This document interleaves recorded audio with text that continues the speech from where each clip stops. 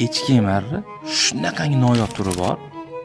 U insonni chaqsa yoki o'ljasini chaqqandan keyin uni zahri nisbatan sekinroq ta'sir qiladi.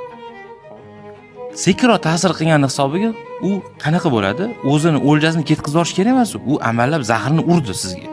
Zahrni urgandan keyin siz atrofingizda xuddiki mehribondek aylanadi. Keta olmaydi. Yo'q bo'ldi, men sen bilanman deydi. Lekin oxiri uni maqsadi nima? Sizni o'lja qilish. Bo'ldi, tamom, o'ldiradi, siz uni o'ljasi bo'lasiz.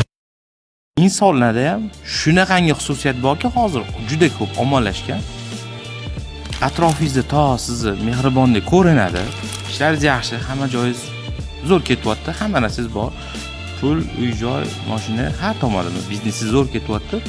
Xuddiki sizga juda sodiq insondek ko'rinadi u.